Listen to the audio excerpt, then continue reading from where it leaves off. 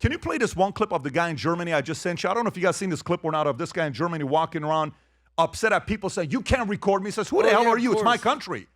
Who are you? You don't tell me we're not. Just kind of, whoa, who is this guy? Got like 20 million views on this one clip. Look at the level of audacity people are having now coming to other people's country in Germany telling them you don't record me. Who the hell are you to tell me this? This is what we're fighting with next. And by the way, I think it's what's going to produce the most bold, proud, American, tough, strong, faith-based people that they're going to fear. I think this is what's coming next. Rob, go ahead and play this. Watch this clip, folks. What's up? You okay? Fine. Yeah, good. What? I will video whatever I want in my country, okay? You don't tell me. This is German.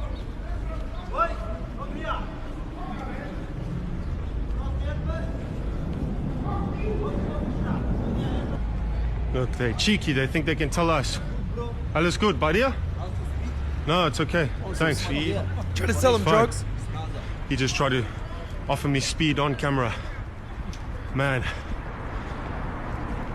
The brass neck on these people telling a German what he can and can't do in his own country. I'm sick of it. I'm not having it, guys. And all the Germans, watch this, and all the police, and all the politicians know what's going on. They know that they're selling hard drugs here, not weed. They're selling crack and speed and heroin. And guess what? They're okay with it. They're so heavily indoctrinated that it's fine. It's normal. You have to understand. They come from a hard background. You know, they also need to make a living somehow. Just everything about it. Everything about this city is just fucked. By the way, he the believes locals, the everything natives until are now. completely He's like, to believe everything else. Brainwashed. Okay, so you can pause it right. I got a bunch of these clips to show. I'm not going to show. We'll show it on Monday podcast. We got guests here today. But to me, I think the part Stephen A. is this next phase of tolerance of what's going to happen, like a Nick Shirley. We've known for God knows how long with the fraud that's going on in Minnesota. It takes a 23-year-old kid to take a camera and go to Minnesota to prove some of this stuff. And by the way, once they get exposed, the Leering Center turns into the Learning Center, right? Mm-hmm. Once he goes and exposed, now they're bringing kids in there. Now they're doing all this other stuff. And then, Rob, if you have that clip, so this lady who's up there is doing a press conference. She's reading off her phone, and she uses the words, fraud is bad. Look at her face. More importantly, when she lifts her left hand, I want you to look closely at that ring. I didn't even buy that big of a ring for my wife, and I have money. What kind of money does this lady have here? Just watch, pay attention to this. This is apparently somebody that's really struggling financially, that it's so harsh that we're exposing this stuff. Go ahead and play this clip. If childcare is cut, I'm unable to work or go to school. I understand. Fraud is bad. Watch. Whoops. I should have said that. Look at the ring. It's about to come up in 3 seconds. Boom. Damn. Nice. She can't even talk anymore. She didn't even hide it. So she said fraud is bad? Fraud is bad. So meaning she admitted to fraud. She admitted that she they're knows committing it's bad. fraud. She knows and then the there's fraud this is other bad. guy, Rob, if you want to play the other clip of the guy with the $2,400 glasses being a spokesperson for them. With a brand new fitted. Yeah, watch this one here. So here's another one with the Yankees Clean hat. Go fitted. ahead. Yesterday morning, I was called by the owner because look at the lady in the back. Unfortunately, She's someone came in confused. to our daycare. Watch her face. We looked and saw what happened, and we saw that the suspect came in from the back, broke in from the back kitchen, and he also destroyed the wall to come in. As we walked around the daycare, we saw that our office doors was broken into as well. We saw that, unfortunately, there was important documentation, enrollment of the children, and also employee documentation that was gone. There were also checkbooks that were ripped from our check papers that were ripped from our book. This is devastating news, and we don't know why this is targeting our Somali community, as one video made by a specific individual made this all happen. We've been receiving hateful messages through our voice notes threatening us since the past couple of days, including one that happened yesterday morning when the break-in, after the break-in. Stop it. You can pause it right How much are those? You know how much those glasses are? What? Rob, how much are those glasses? $2,500. $2,500 glasses. The average person has $2,500 glasses. Yeah. Not a big deal. Everybody has it. Yeah, so do I. Yeah, by the way, while this is going on, here's the, and I want to come open-ended Those are to just the Stephen frames. A., Danny Cannell. Caroline Levitt says Minnesota Somali fraud scandal will leave people in handcuffs. If you haven't seen what Chamath said something very interesting earlier today. If you have this clip, Rob, he said if nobody gets arrested for this is Chamath. He said if nobody gets arrested for this, for the fraud, he says America's downfall is around the corner. If nobody gets arrested for this, I don't know if you see it, Rob, or not. And by the way, Chamath, if you know one thing about Chamath, I don't know if you follow him closely or not, he's a very reasonable guy. He's a very fair guy. My hope is he runs for governor one day. Like, he's a guy that could save California. He's a reasonable guy, made a lot of money, is a center-ish guy. And if you go a little bit lower to see if you can find that clip, well, I'll find it here oh, there it is. Watch this. Go ahead. Happens and we deem this kind of theft acceptable, it is the beginning of the end of the American empire. It's just a level of disrespect and lack of care for this country, I think. I will be waiting and observing how important it is to root this out. That's number one. The second, which is more tactical political calculus, this is an enormous opportunity for the Republican Party if they take this and run with this. Is there waste, fraud, and abuse in every state? Absolutely. You can pause I don't it think right this there. is. Tom, I'm coming to you first. Do you agree with him that if nothing happens, the American people are no longer going to trust the justice system that we have? Yes, and I think you already see it in the polls that say that the faith in Congress by the American people going back 25 years has been below 20%. What is it right now? 14%? It's like incredibly low. The faith they have in the media, never mind that. Let's just think about our institutions. There are two things that Americans are really hot at when you look at the polling figures. What you do when you look at polling, you can look at the heat behind an opinion of the populace. And right now, there are two underlying drivers behind questions for Americans. One is there's a two-level justice system, one for me and one for some other side. And the second is government isn't going to do anything about it.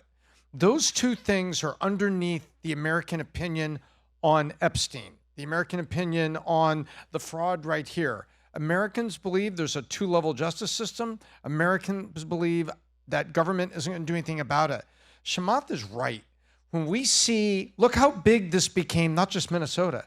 It became Washington State and the Somalis there. Now forget about the Somalis and look at just daycare and finding out that if you create a public assistance program, you can get money from the government, take that money, and then spend it on other things. And by the way, give it back to other candidates. We've discovered there's a cycle. And so what we're seeing isn't just Minnesota. People are like, wait a minute, the whole system is rigged. And the Americans are really hot, and they are not of the mood right now to once again somehow say, well, there they go again. Americans are hot. They think nothing's going to happen, and there's a two-level justice system, and it's gotten worse and worse and worse. And those two things outweigh all of the core issues. Those are the beliefs that Americans have in the corruption of the system. If nothing happens here to prove it's wrong, Chamath is right. Danny, where are you at with this, Danny? I hope you're right, but did anybody go to jail for the 2008 financial crisis? Did anybody? I think one guy got seriously. Right. One Middle Eastern guy got arrested. Eastern. Yeah, great. Did anybody go to jail for COVID fraud with the PPP funding? Nope, they all got pardoned. You know, so that's where I'm kind of like, I would love to see somebody held accountable for one of these.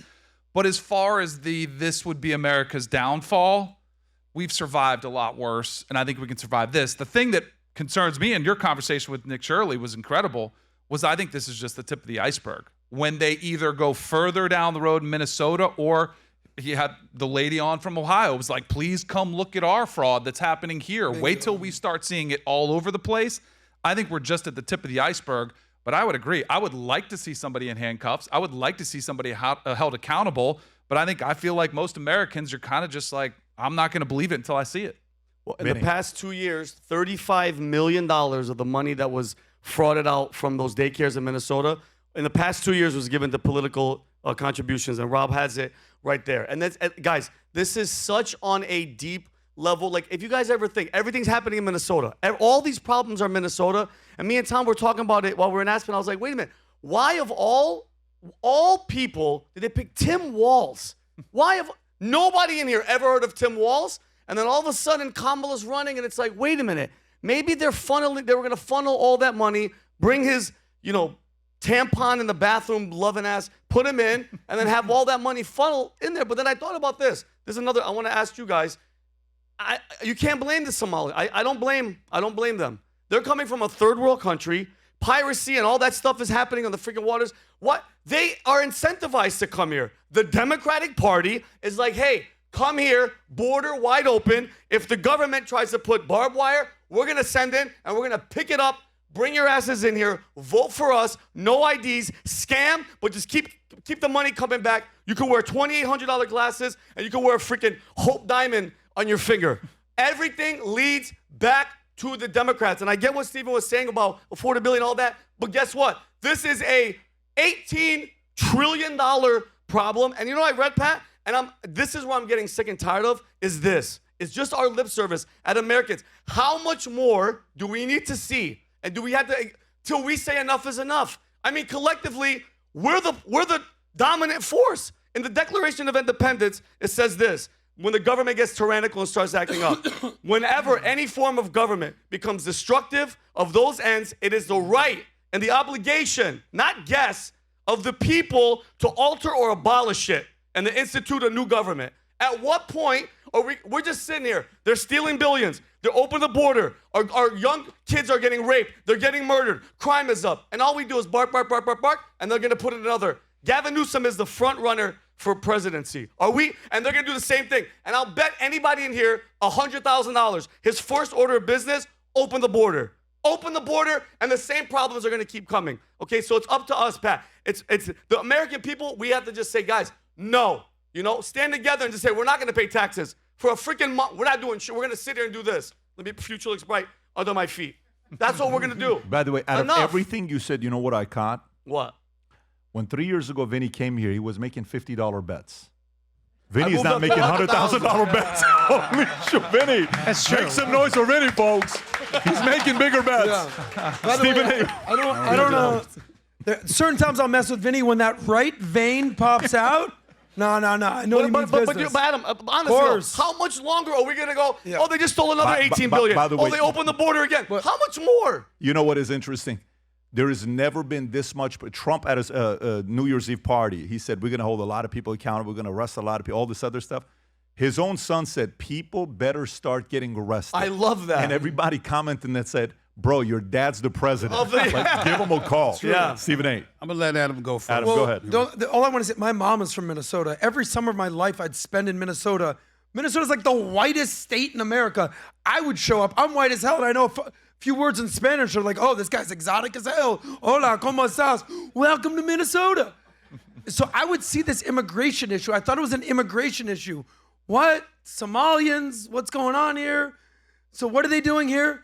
But the reason that Americans are pissed, it's not only the immigration, it's not even the Islamism, it's not the poo-pooing of American values. Now you're going to throw fraud on there?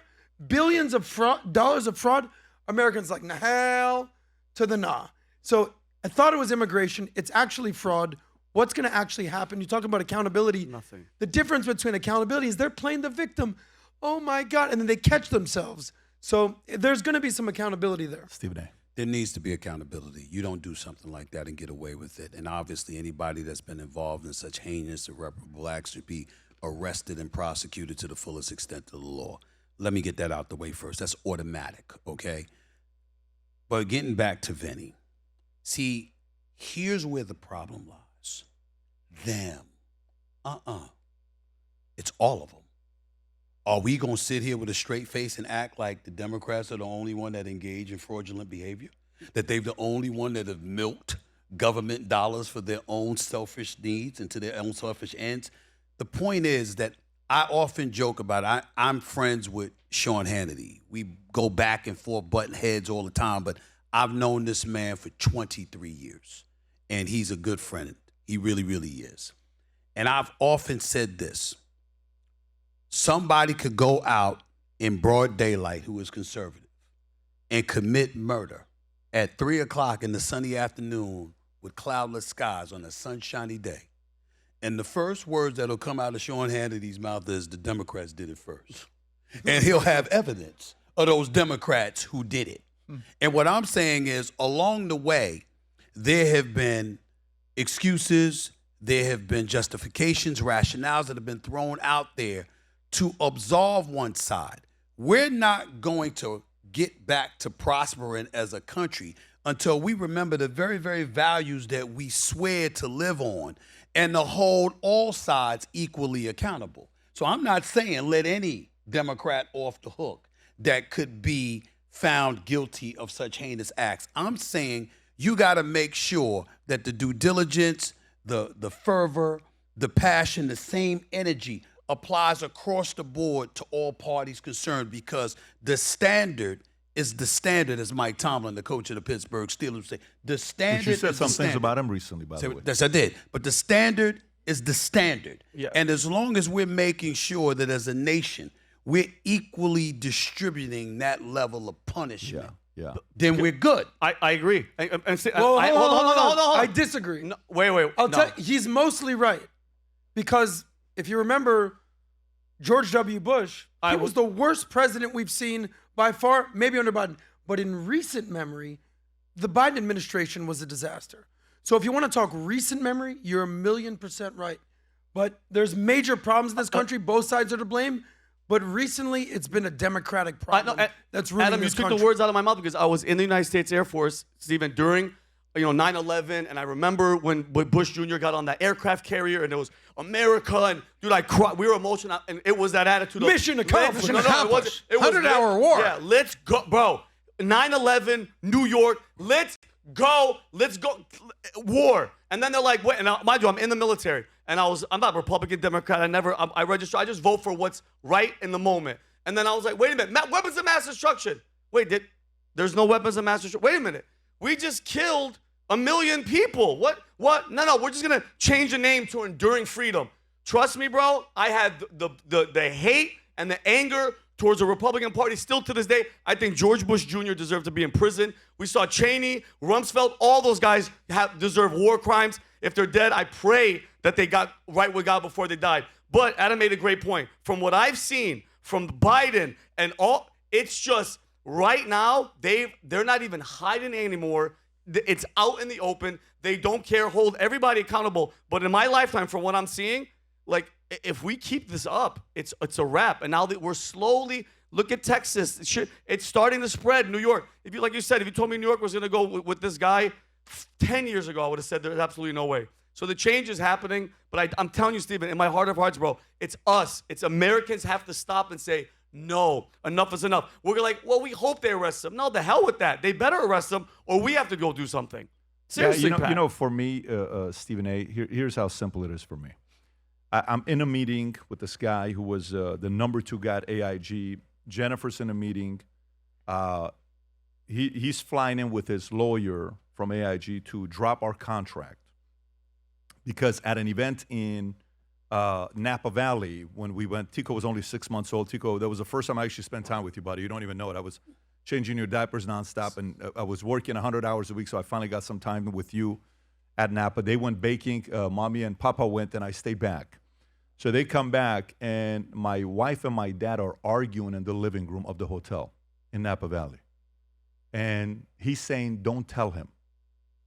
And my wife is saying, I have to tell him. It's Pat. He's going to get very upset if I don't tell him. No, dude, don't tell him. So apparently this guy who's a number 2 guy at AIG during the baking experience, he asks my wife, do you trust Armenians? And my wife's like, what do you mean do I trust Armenians? Do you know my husband is half Armenian, half Assyrian? He says, yeah, but do you trust Armenians because of the insurance fraud that they do? So she's like, what is wrong with this guy? She's telling me this. She says, I have to tell him. So finally, after they argue, my dad is in the room. He remembers this argument as well. Dad, where are you? Do you remember that day? Do you remember it or no? You and Jennifer going back. Jen, you definitely remember that day. Tico, you definitely don't remember that day. You were 6 months old. So then Jen comes and tells me. I said, what did he say? Babe, don't do anything right now. Just please, dude, when we get back home. I said, he said that to you? He said that to you? Yeah, okay. I made 2 phone calls. Those guys know who they are. And they said, he's coming, Pat. Don't call him. I said, that's not how I do things. He's coming to my office. So he comes to my office. Her, Maral, Amor, all are telling me, Pat, say nothing, because if we lose the AIG contract, I don't have another contract. I lost every contract. It's like the first year in business, year and a half in business. He comes in, and I say, hey, John, before you get started, let me start, because I think I have an idea why you're here. You brought him here because you're about to terminate our contract. Here's how I will tell you. Based on what everybody I'm talking to, you're thinking because I'm Armenian, I'm like all the other Armenians that you had some bad experience with in Glendale that did insurance fraud. If you do anything with me because I'm Armenian, you will have a problem for the rest of your life with me. I've served this country. I've been in the military. I busted my ass for America. I love this country. Don't think just because I am, everybody else is. Puts his hands like this. He says, I get your drift. You have 1 year. Gets up and walks out. No problem. He comes to our events. We end up becoming best friends at his retirement ceremony on a yacht in Miami. 10 years later, his closing speaker, 5 people spoke at his retirement ceremony after 39 years. Closing speaker is his best friend. Second closing speaker is me. And I got up and I just roasted the hell out of him in front of everybody, his wife, his family. We had a great time. We're very good friends today. No issues. But you know what? He was right. He was right. A lot of Medicare fraud in Glendale was Armenians. A lot of fraud that happened in North Hollywood and Van Nuys was Armenians. If we look at data today and we look at which ethnicity has the most abortions in America, it's African Americans. That's right. That's data. We can't say that's a racist comment. You just called that blacks to a black man whose mom raised him. That's an offensive comment. Patrick must be racist. No, it's called data. And I trust data. When I look at data from Minnesota and it shows me Somalians, after having lived in America for 10 years later, 78% are still on welfare. That's data. You can't call data racist. You can't call data Islamophobic. You can't call data bigot. You can't call data nothing. It's data. If you're doing it, and the fraud that's happening right now, censorship was Democratic Party. Keeping kids at home and not letting them go to school, Democratic Party. The NBA that you watched when they did the bubble, the NBA bubble, the fake championship that LeBron won, the last one, we all know he only has 3 championships. The fake NBA bubble no, he's got 4. I'm not counting the 4th one. I'm saying he's only got 3 because that doesn't count. In the bubble, do you know where the bubble was? While they were talking shit, Black Lives Matter, it's racism. All the stuff they said about racism and Black Lives Matter and irresponsible governors. The flipping NBA playoffs was in Florida. And all they did is call out DeSantis. Let me get this straight. You bitch about how California does everything right, yet you decide to put your playoffs in Orlando? I'm sorry. You're a hypocrite. And that's the NBA when they did that. We're watching NFL games with faces and people are buying tickets on Zoom to have their faces being there. What the hell was that? We don't even know the ramifications of what happened to kids for the next 10, 20 years. We don't know that kind of ramification. Alcohol went up, abuse went up, domestic violence went up. It was horrible. So to me, listen, if it's the Republican Party, gladly call it out. If it's the Democratic Party, gladly call it out. What he's talking about right now is majority Democratic Party. Data doesn't lie. This is why, for me, all I'm interested in is data. There's a story that came out from BBC, and I'm going to give you this last thing here. Sure. Can you pull up this link I sent you? You tell me if this story is from somebody who's conservative or somebody that's liberal. This is the BBC. They tell this story, Rob. I send it to you. You should have it. It's the second to the last one I sent you. That says the 17-year-old Afghan. Listen to how BBC breaks this down, folks. I want to know how you feel about it. The BBC does an article. First, go outside so we can see the story of what it's saying. The BBC does an article. Matter of fact, just play the clip, Rob. Just play the clip. The BBC does an article. Look at the way they define two 17-year-old Afghan males and how they define a 15-year-old female. I'm saying male and female, but look how BBC defines them. Go ahead. Sort of main job at The Spectator, which is being the parliamentary sketch writer. We're there to satirise and observe. I'm often just amazed by the enormous, great fissure in what's being talked about in Parliament versus what people are talking about in day-to-day life, and also the big stories that don't really get coverage at all. Just in the last week, there have been various scandals involving young Afghan men, either raping young girls in Britain, and these stories are either not being reported in a major way in, say, the BBC, or else the way they have been reported is in such a kind of psychopathic way. For example, two 17-year-old Afghans are described as boys, but the 15-year-old girl that they raped is described as a woman. Is this sort of main... Did you hear that? Yep. Let me read this to you. BBC does an article defining two 17-year-old Afghan boys raped a 15-year-old woman. Is that a conservative saying that? Is that a Republican saying that? BBC. To me, the concern, and BBC, aren't they the same ones that try to manipulate the election of what happened with Trump to say the comments that he made that he didn't? So listen, hold the fire to any of the stuff that fraud they're doing if they're Republican or Democrat. But man, a lot of stuff, unfortunately or fortunately, whatever way you want to put it, based on data, keeps happening on a side that just makes no sense. Your rebuttal. There's no rebuttal. I don't disagree with what you said. A matter of fact, I was wondering why you looking at me while you said those things, because I'm sitting up there and I'm getting heat from my own community because I'm like, data's data. You know, I mean, I can't tell you how many times. I thought you were defending the Somalians in Minnesota. I wasn't defending the Somalians. I said, get them. Let's just make sure that when we talk about fraud and when we talk about, misbehavior, what have you, it's on both sides of the aisle. But there's no question about it. There's no getting around that. And like you said, I do like that point. It's simple yet profound. Data is data. It's not being racist to call out data. A matter of fact, you've got people in my own community against me because I'm reminding, it's data. What do you want? You got to give me something to fight. You got to give me something to argue about. And it can't just be executive orders that the president is handing down that we may not like. It can't be just him, engaging in the kind of policy he promised folks he would do before getting elected and then keeping his word by doing it. And we're the ones that didn't want to vote for him. So don't expect him to do what we might want him to do when we're not the ones that voted for him. You got to know better than that. I pointed out all of these things. The flip side to that, however, is this. Stop looking at black folks like it's this one monolithic group. You see a dissipation kicking in, where the level of faith in the Democratic Party is shrinking before our very eyes, because you have a lot of black folks out there that feel the way that I feel. By that strong leaning towards the extreme left, you forgot about black folks in the process. The LGBTQ community, I'm a live and let live kind of guy. Live your life, no problem. You understand? I support you having your civil rights or whatever. I got a problem, though, if you want to transition from being a male to a female and you want to compete in female sports. I got a problem when you want to have, when you want to engage in gender change and you're willing to condone it transpiring without parental consent. You know what I said on the air a couple of weeks ago? I said, forget all of this stuff for a second. Anybody who is a parent, tell me the human being that could come up to y'all and say, when it comes to your kid got a right to do what they want to do without consenting to you as their parent. Show me the parent that says, okay, who's that person? I've never met him, ever. So I'm like, how could y'all do that and think that's cool? See, common sense is what it comes down to.